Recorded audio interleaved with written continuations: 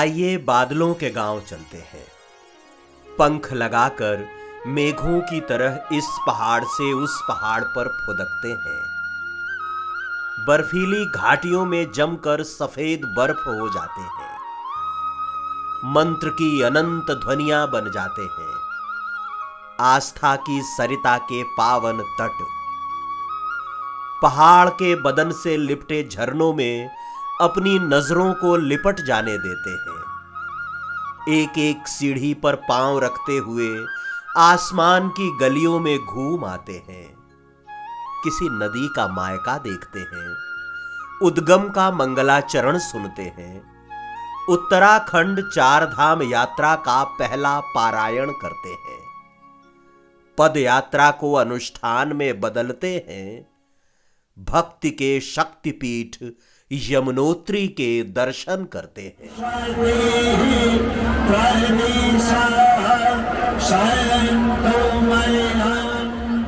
फूल चट्टी की ओर बढ़ रहे थे कि 2-3 किलोमीटर बाद लोहे का पुल पार करके यमुना के उस तट पर चलना था। जैसे ही पुल पार किया, बड़े से पेड़ में लाल रंग के बहुत सुंदर फूल दिखे। पीछे से किशोर आ रहा था। मैंने पूछा, ये कौन सा पेड़ है? उसने बताया, बुरांस। ओ, तो यही बुरांस है, उत्तराखंड का राजकीय वृक्ष। इसी का जूस तो थान गांव में पंडित विकास डिमरी के यहां पिया था।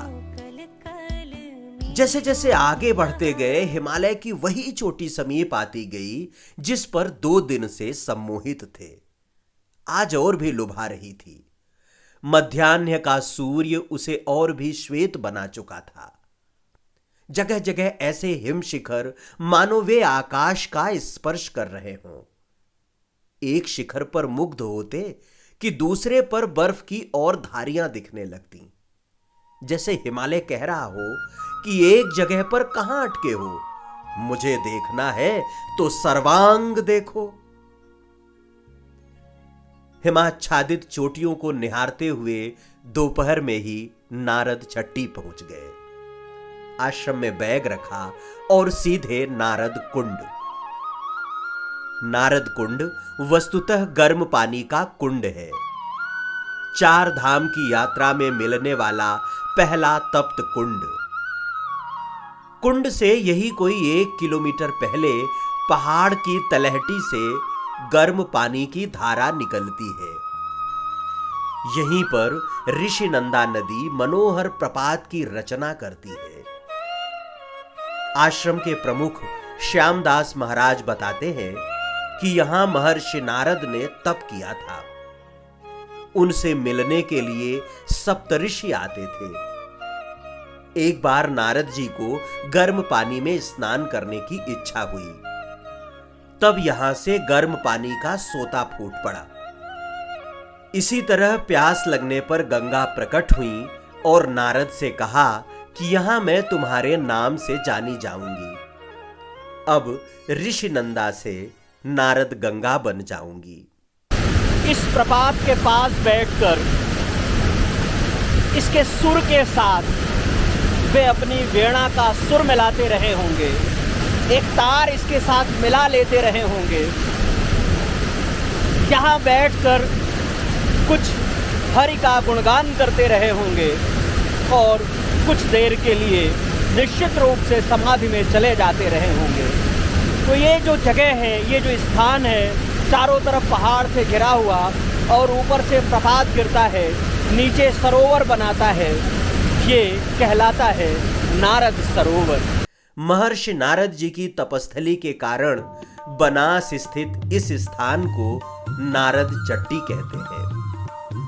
पहले ये गर्म पानी पहाड़ की तलहटी से निकलकर वहीं नारद गंगा के शीतल जल में मिल जाया करता था। लेकिन कुछ साल पहले सोनू गिरी महाराज ने इस स्थान को विकसित किया और पाइप के जरिए गर्म पानी लाकर यहां तप्त कुंड बनाया। नाम दिया नारद कुंड। कुंड 2 छोटे छोटे तरणताल जैसा है। पहले जिस कुंड में पानी गिरता है उसमें इतना गर्म है कि पांव भी नहीं डाल सकते।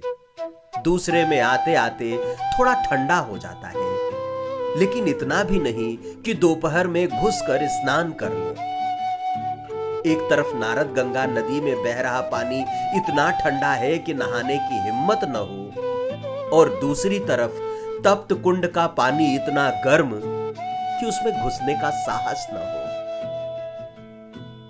सोनूगिरी महाराज ने कुछ साल पहले 82 वर्ष की आयु में शरीर छोड़ दिया, लेकिन उन्होंने तप्त कुंड के रूप में जो स्थान बनाया, इससे चिरकाल तक उनकी स्मृतियां कुनकुनी रहेंगी।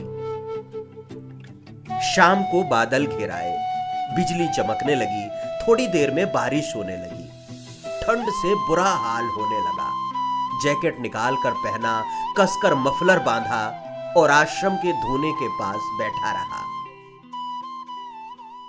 आश्रम में रात में 15 साधु थे। कुछ पहले से ठहरे थे, कुछ आ जाए। दाल, पूड़ी और सब्जी बनी, लेंगड़े की सब्जी। लेंगड़ा यहां जंगल में मिलने वाली हरी सब्जी है। इसकी आकृति सांप जैसी रहती है, लेकिन खाने में स्वादिष्ट। भोजन पाने तक ठंड जलवा दिखा चुकी थी। छोटे से कमरे में सभी ने अपना अपना आसन लगाया, सीधे स्लीपिंग बैग में घुस गए। अगले दिन मई की 1 तारीख थी। पहाड़ के नीचे होते तो दिल कूलर, पंखा या एसी का तलबगार होता, लेकिन यहां तो दांत बजाने वाली ठंड थी। रोम रोम कांप रहा था। तड़के 4 बजे ही गर्म कुंड पहुंच गए। कल दोपहर में कुंड के जिस जल को स्पर्श नहीं कर पा रहे थे, आज उसके समीप होने की अनुभूति ही सुखद लग रही थी।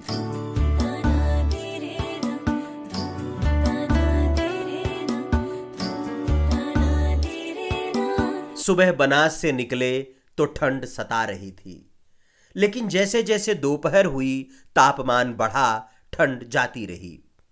फूल चट्टी, कृष्णा चट्टी होते हुए जानकी चट्टी पहुंच गए। रास्ते में खच्चर वालों से भी बातचीत होती रही। वे खच्चरों पर घास लादे ऊपर चढ़ रहे थे। पूछा तो बताया कि ऊपर घास नहीं मिलती, ये इनके खाने के लिए है, खत्म हो जाएगी तो फिर नीचे आकर ले जाएंगे। जानकी चट्टी यमुनोत्री का बेस कैंप है। यहां तक मोटर गाड़ियों से भी आया जा सकता है। इसके बाद पैदल ही चढ़ना पड़ता है।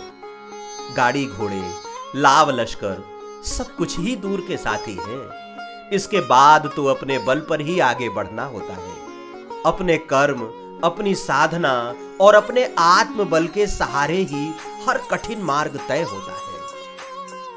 हालांकि जानकी चट्टी से यमुनोत्री तक जाने के लिए मनुष्य ने अपने तय सुविधाएं तैयार कर ली हैं।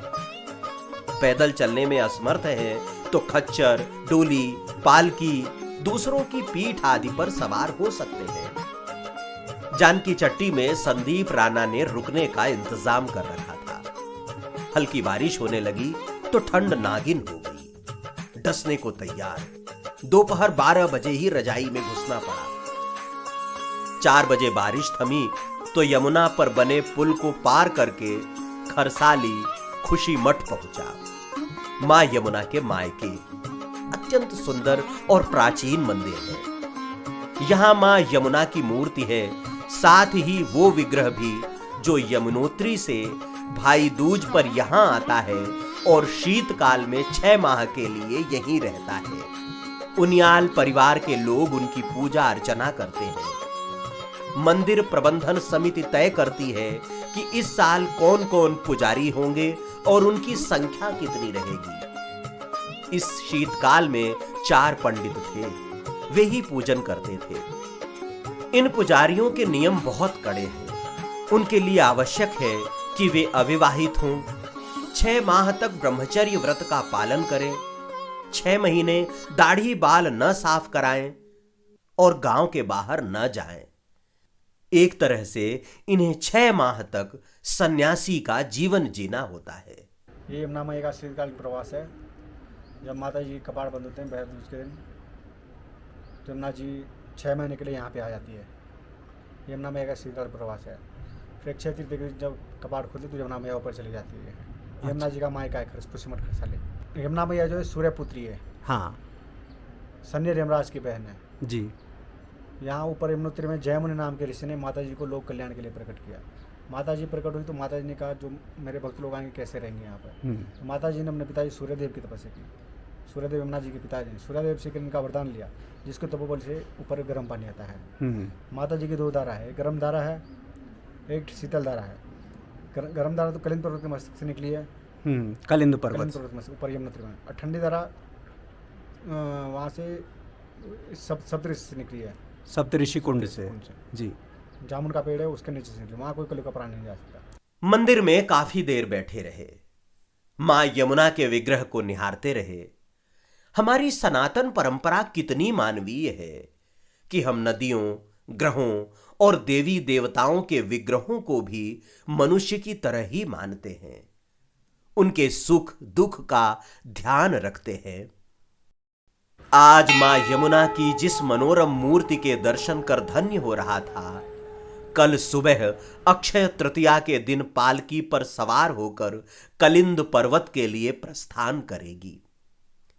कल जिस पालकी पर वे विराजेंगी, आज मंदिर परिसर में वो पालकी उनकी प्रतीक्षा कर रही थी। सूर्यपुत्री से मिलने के बाद मां के भ्राता शनिदेव से मिलना था।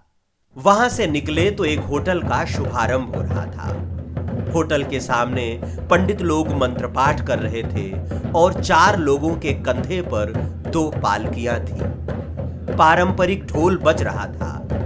जिनके कंधे पर पालकी थी वे मस्ती में झूम रहे थे। देखने वाले भी जमा थे।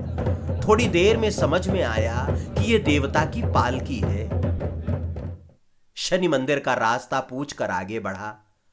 लकड़ी के पुराने घर मिले, नए भी बने हैं, लेकिन लकड़ी से बने पुराने घरों की बनावट अलग ही लुभाती है।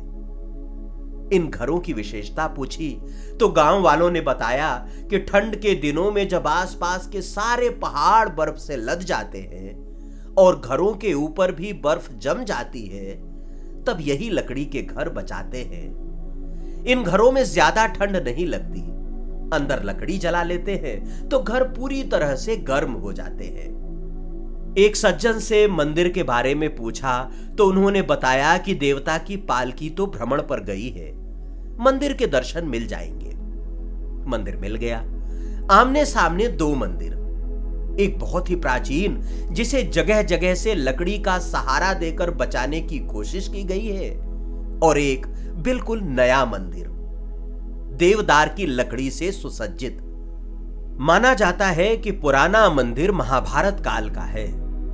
अज्ञातवास के दौरान पांडवों ने इसे बनवाया था और यहां शनि भगवान की पूजा की थी। इस मंदिर को लेकर कुछ किस्से बहुत प्रचलित हैं। एक तो सुन लेते हैं। हिरण्यबाहु नदी के तट पर बने इस मंदिर में 2 बड़े पात्र हैं। आकार में एक छोटा और एक बड़ा है।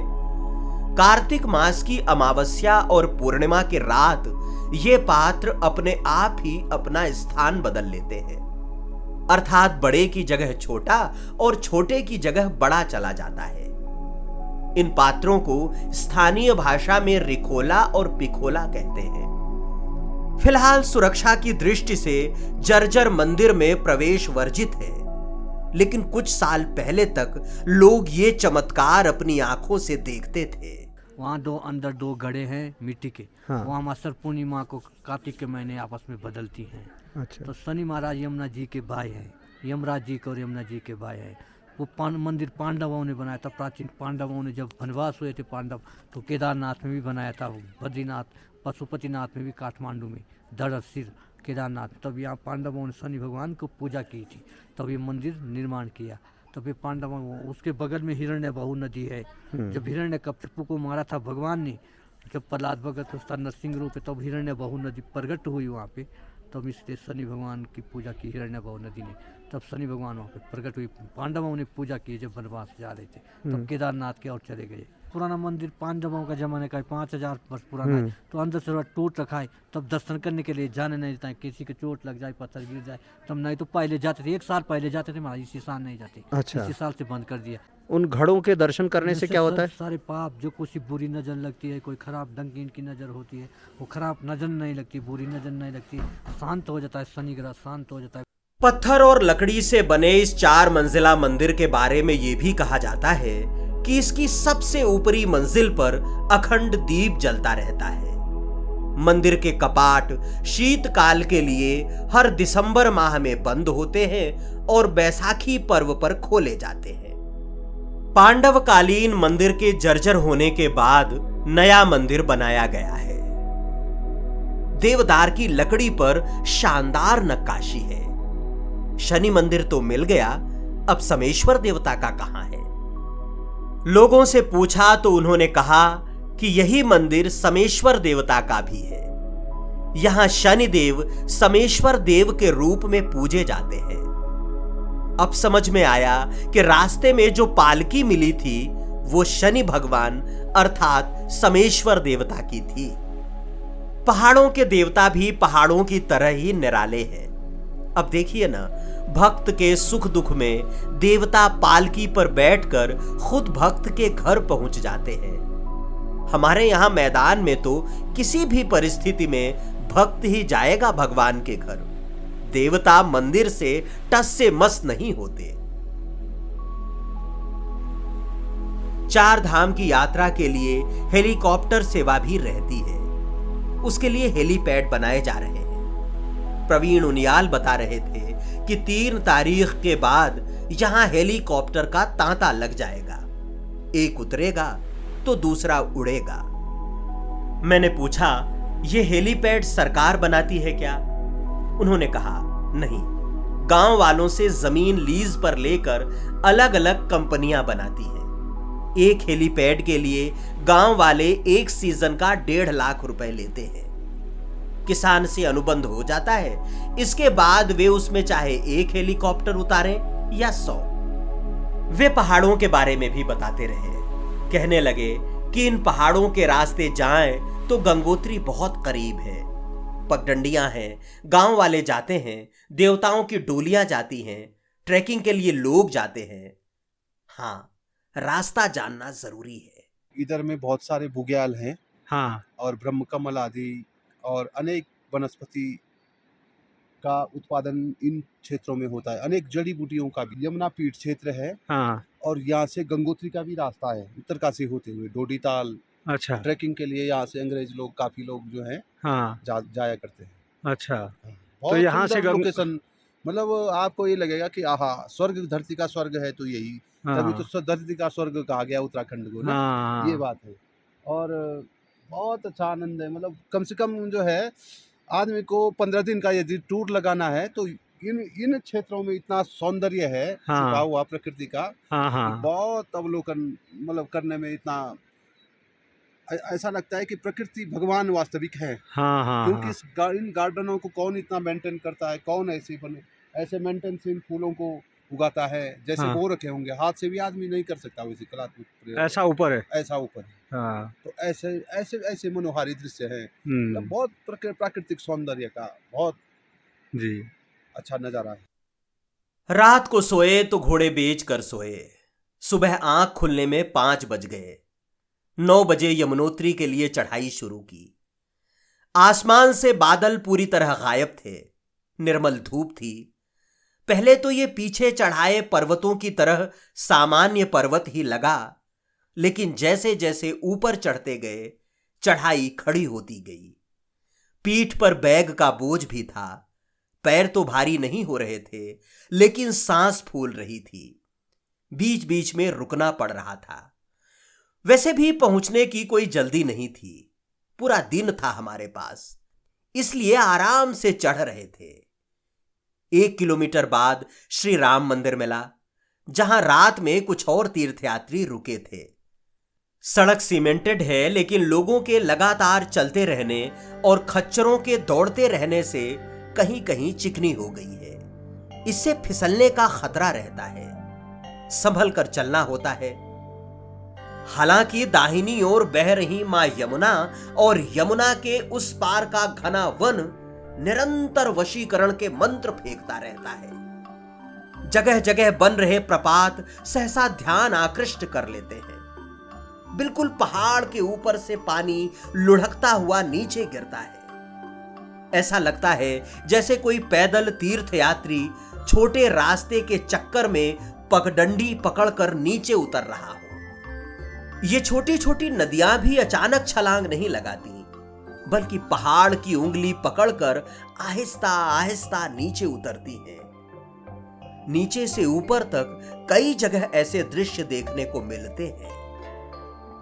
जैसे ही यमुनोत्री के समीप पहुंचते हैं, कई छोटी छोटी नदियां एक साथ नीचे उतरती हैं और यमुना बन जाती है। एक दुकानदार से पूछा कि नीचे से ऊपर तक इस तरह कितनी नदियां बहती हैं। उसने कहा कि अभी तो गर्मी ज्यादा है, इसलिए सूख गई हैं। सावन में तो पूरे पहाड़ से इस तरह की अनगिनत बहती रहती है, झरती रहती है। सोचने लगा कि जब ये पहाड़ ग्रीष्म में ही कई कई सावन गोद लिए हुए हैं, तो सावन में कितने सावन अपने पास बैठाता होगा। 3 किलोमीटर तक तो चढ़ाई फिर भी ज्यादा मुश्किल नहीं है, लेकिन आखिर के 3.25 किलोमीटर तो बिल्कुल ही खड़ी हो जाती है। थोड़ी ही देर में सांस फूलने लगती है, जल्दी जल्दी रुकना पड़ता है, थकान पराजय में बदलने लगती है। उसी समय पहाड़ी आदमी एक और आदमी को पीठ पर बैठाए पहाड़ चढ़ता हुआ दिख जाता है। तब लगता है कि हम अपना ही भार नहीं ढो पा रहे हैं और ये दूसरों को भी पार करा रहा है। वहां से कुछ हिम्मत मिलती। बातचीत में पता चला कि ये नेपाली हैं और एक दिन में 2-2 बार इस तरह लोगों को लेकर चढ़ जाते हैं। खच्चर, पालकी, कुंडी यही साधन है ऊपर जाने के लिए। खच्चर वाले नीचे से ऊपर तक छोड़ने और वापस लाने का 1800, पालकी वाले 5000 और कुंडी वाले 2500 रुपए ले रहे थे। पूरे मार्ग पर लगातार खच्चर और घोड़े चढ़ते उतरते रहते हैं। ऐसे में कई बार पैदल चलना मुश्किल होता है, इनसे बचना पड़ता है। दौड़ते हुए अगर कहीं इनका एक धक्का भी लगा तो फिर संभलना मुश्किल होगा। पूरे मार्ग पर छोटी छोटी दुकानें हैं, जिनमें दूध, कोल्ड ड्रिंक, फास्ट फूड मिलता है। सभी कुछ प्रिंट रेट से 2 गुने भाव में। यहां इतनी दूर लाना और बेचना आसान नहीं है। मिल रहा है यही बहुत है। एक दुकानदार से मैंने पूछा कि रात को यहीं रहते हो कि नीचे उतर जाते हो। उसने कहा, महाराज जी, रात को वहां शेड नुमा उस कोने में चले जाते हैं। वहां पत्थर गिरने का डर नहीं रहता, यहां तो पत्थर गिरता है। यहां व्यवसाय करना कितना जोखिम भरा है। अब भाव 2 गुना न हो तो क्या हो।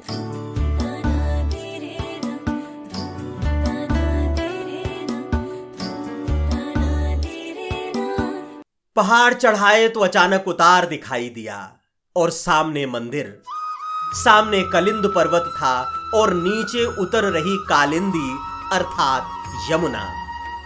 शब्द ही नहीं मिल रहे थे कि इस दृश्य को किस तरह से महसूस करूं। दिल बार बार आहा, अद्भुत, जय हो की पुकार कर रहा था। कई बार जब हम अपने आप को व्यक्त नहीं कर पाते तो यही कुछ शब्द सहारा देते हैं। किसी को ईश्वर मिलता है या नहीं ये नहीं पता, लेकिन जिसे मिलता होगा वो इसी तरह मौन हो जाता होगा, गूंगा, निःशब्द। मेरा मन तो कर रहा था कि बैग लादे लादे ही सारे दृश्य कैमरे में पकड़ लूं, लेकिन बाबा जी ने कहा कि पहले बैग रख देते हैं, फिर आराम से आकर देखते हैं। मंदिर के रावल जगमोहन उनियाल ने यमुना आश्रम में ठौर ठिकाना मिलने का भरोसा दिलाया था। आश्रम के प्रबंधक से मिले तो उन्होंने कहा कि यहां कोई व्यवस्था नहीं है, सभी कमरे भरे हुए हैं। हम हनुमान मंदिर जाने लगे तो उनके मन में अचानक करुणा जागी। बोले, एक जगह है, अगर रुक सकते हैं तो रुक जाइए।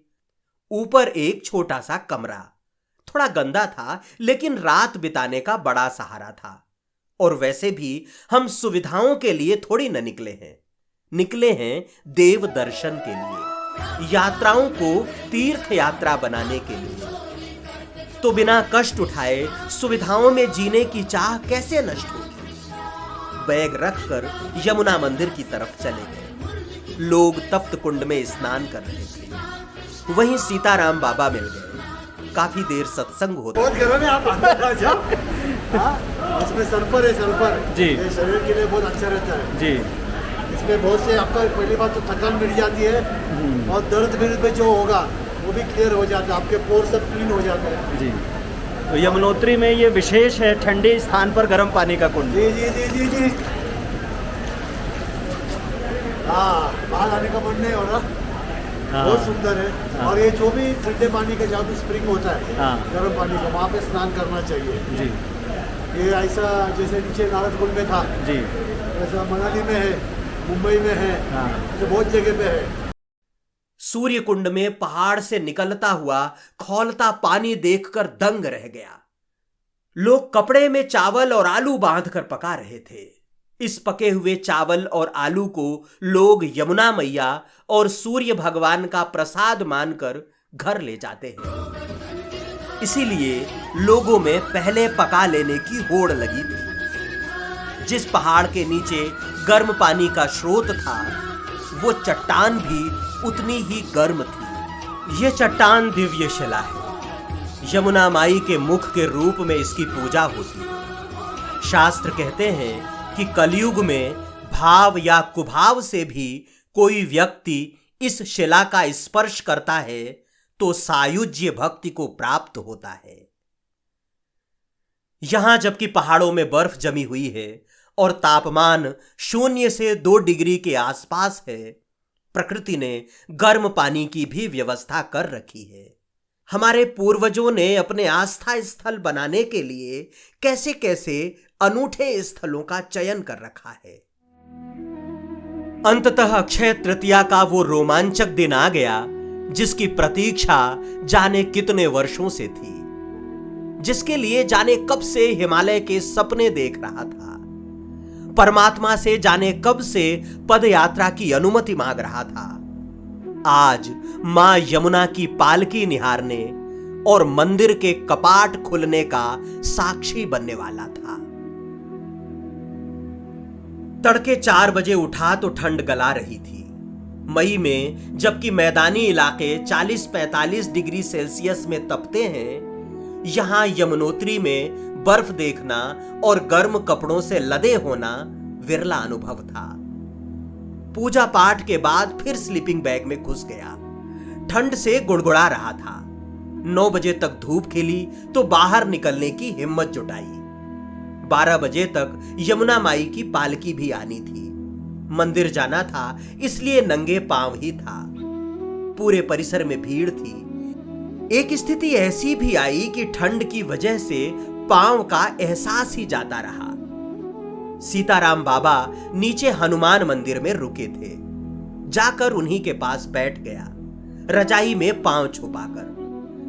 मोनी बाबा ने मीठी पकौड़ी का बाल भोग दिया। उसे ग्रहण ही कर रहा था कि हनुमान मंदिर से भोजन प्रसाद का आमंत्रण आ गया। जाकर प्रसाद पाया। पूड़ी, सब्जी, चावल, कढ़ी, हलवा, सुस्वादु भोजन। 10 रुपए की दक्षिणा मोनी बाबा ने दी थी।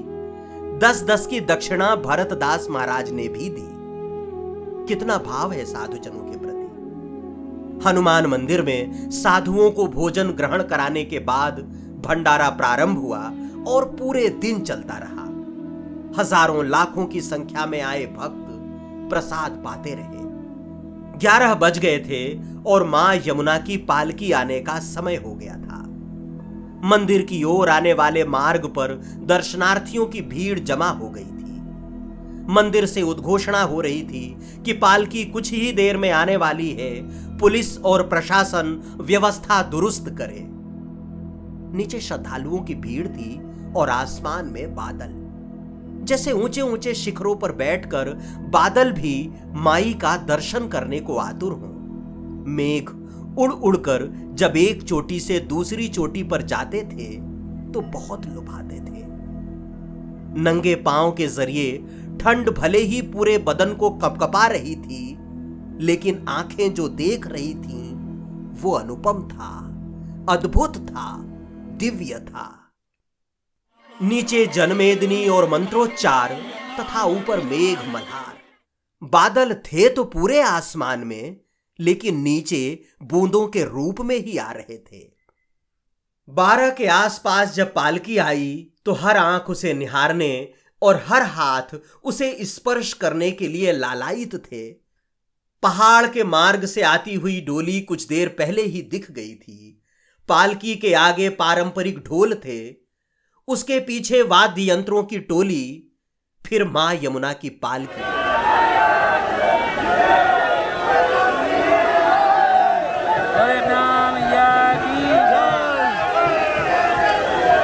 माता रानी की जय, पहाड़ों वाली की जय, पाताल लोकवासिनी की जय,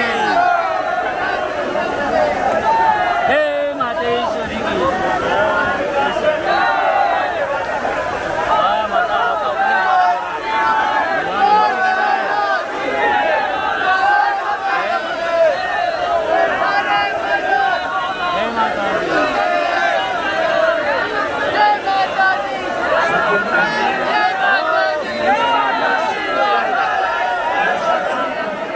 उसके पीछे शनिदेव अर्थात समेश्वर देवता की पालकी थी। शनिदेव अपनी बहन यमुना को छोड़ने आ रहे थे। पालकियों के पीछे भक्तों का विशाल समूह था जो प्रथम दिवस का दर्शन पाना चाहता था। जैसे ही पालकी पहुंची, लगभग सभी मोबाइल के कैमरे चालू हो गए। लोग ऊपर वाले छज्जे से नीचे की ओर झांकने लगे और मेघ भी झरने लगे। भीगने लायक वर्षा होने लगी। कपाट खुले, पालकियां अंदर गईं, मंत्रोच्चार के बीच पूजन हुआ। बाहर दर्शन के लिए लोग कतारबद्ध हो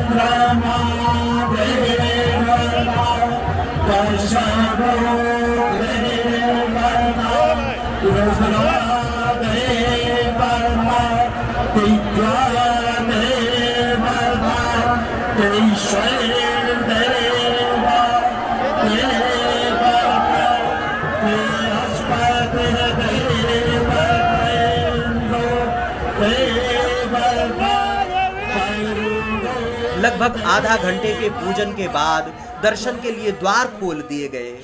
लोग टूट पड़े। अपने भीतर इतनी हिम्मत नहीं थी कि इस भीड़ में दर्शन के लिए अंदर घुसता। वापस यमुना आश्रम आ गया।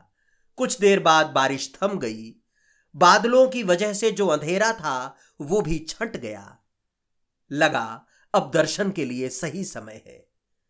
चले तो पुल पर लौटने वालों की ऐसी भीड़ थी कि प्रवेश असंभव था। लौटकर पहाड़ी चढ़ा और फिर उतरकर हनुमान मंदिर होते हुए यमुना मंदिर।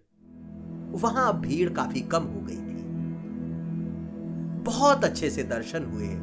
गर्भगृह की प्रदक्षिणा की। कुछ देर आस्था के दर्शन करते खड़ा रहा। फिर उद्गम की ओर बढ़कर छोटी शीशी में यमुना माई का जल भरा। कड़ाके की ठंड में भी लोग यमुना स्नान कर रहे थे। कालिंदी के जल से जन्म जन्मांतर का पाप धुलने का प्रयत्न कर रहे थे, पुण्यों के अर्जन में लगे थे। वे ऐसा क्यों न करें? शास्त्र भी तो कहते हैं कि यमुना जी में एक बार स्नान करने से ही मनुष्य कृतकृत्य हो जाता है। वो यमलोक में कभी नहीं जाता, उसे मोक्ष की प्राप्ति होती है। श्रद्धालु यमुना का उद्गम मानकर ही यहां स्नान और पूजन करते हैं, जबकि यमुना इस यमुनोत्री धाम से यही कोई 12 किलोमीटर आगे सप्तऋषि कुंड से प्रकट होती है। किसी संत की कृपा ही वहां तक पहुंचा सकती है, या फिर ट्रैकिंग का कठिन अभ्यास। वैसे तो उत्तराखंड में 4 धामों का महत्व है, यमुनोत्री, गंगोत्री, बद्रीनाथ और केदारनाथ। यमुनोत्री से भक्ति मिलती है, माँ यमुना जी भक्तिदायिनी है और गंगा जी आध्यात्मिक ज्ञान देने वाली है। केदारनाथ वैराग्य प्रदान होता है और मोक्ष होता है बद्रीनाथ में जी। और चारों धाम का अपना महत्व है। चारों धाम के प्रथम पड़ों में माँ यमुनोत्री धाम आता है। और यमुनोत्री धाम क्यों आता है? क्योंकि यहाँ से भक्ति मिलती है, और बिना भक्ति के कोई भी धाम सार्थक नहीं माना जाता है। जब व्यक्ति के अंदर भक्ति प्रदान नहीं है तो कोई भी धाम सार्थक नहीं माना जाता है। इसलिए माँ यमुना जी कृष्ण प्रिया है। कृष्ण भगवान की चतुर्प्रधानी यमुना जी है। अक्षय तृतीया के पावन पर्व पर माँ यमुना जी के कपाट खुलते हैं और भैया दूज के जो संबंध है यम और यमी के, यानी कि यमराज जी और यमुना जी के संबंध से, ये भैया दूज का जो पर्व मनाया जाता है यमुना जी और यमराज जी के संबंध से मनाया जाता है।